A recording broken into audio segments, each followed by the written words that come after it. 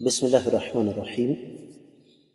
الحمدللہ والصلاة والسلام علی رسول اللہ۔ معزز خواتین و حضرات، کثرت کے ساتھ آنے والے سوالات میں سے ایک یہ بھی ہے کہ جی لوح قرآنی کی شرعی حیثیت کیا ہے؟ لوگوں نے اس کو بنوا کر رکھا ہوا ہے، دیواروں پر لٹکاتے ہیں، گاڑیوں میں لٹکاتے ہیں، دکانوں میں لٹکاتے ہیں، فیکٹریوں میں، کارخانوں میں، کمروں میں لٹکا کر رکھا ہوا ہے، اور کہتے ہیں کہ اس سے بڑی خیر و برکت نازل ہوتی ہے۔ سب سے پہلے تو یہ بات ذہن میں رکھیں کہ دین میری، آپ کی یا کسی کی خواہش کا نام نہیں ہے۔ دین نام ہے اللہ اور اللہ کے رسول صلی اللہ علیہ وسلم کے فرامین کا۔ قرآن کے 30 پاروں سے یا آقا علیہ الصلوۃ والسلام کی کسی ایک حدیث سے بھی ہمیں اس بات کا ثبوت نہیں ملتا کہ لوح قرآنی کو لٹکانے سے خیر و برکت نازل ہوتی ہے۔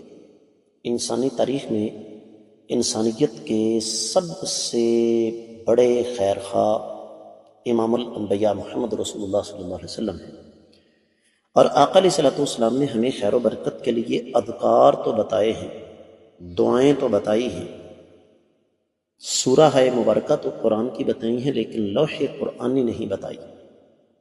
دوسری چیز یہ ہے کہ قرآن کا مقصد اس کو گھروں میں لٹکانا نہیں ہے، اس کو تعویذ بنا کر گلے میں پہننا نہیں ہے۔ قرآن کا مقصد اصل میں پڑھ کر اس پر عمل کرنا ہے۔ لہذا یہ لوح قرآنی سارے کا سارا سلسلہ خود ساختہ ہے، اور جو لوگ بھی آپ سے یہ کہیں کہ جناب آپ اس کو لٹکائیں تو یہ ہوگا وہ ہوگا، ان سے کہیں کہ کیا خیال ہے، کیا اللہ کے نبی صلی اللہ علیہ وسلم نے، کیا صحابہ کرام رضوان اللہ علیہم اجمعین نے یہ لوح قرآنی اپنے اپنے گھروں میں لٹکائی تھی؟ اگر انہوں نے نہیں لٹکائی تو ہم کون ہوتے ہیں لٹکانے والے؟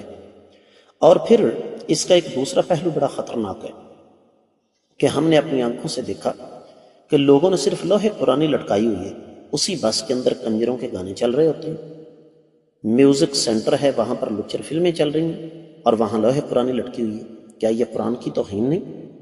اور پھر زیادہ تر لوح قرآنی لٹکانے والے بذات خود بے دین، بے نماز، خواتین بے پردہ، مرد دین سے دور ہوتے ہیں۔ لہذا اس کا کوئی ثبوت قرآن و حدیث میں نہیں ہے۔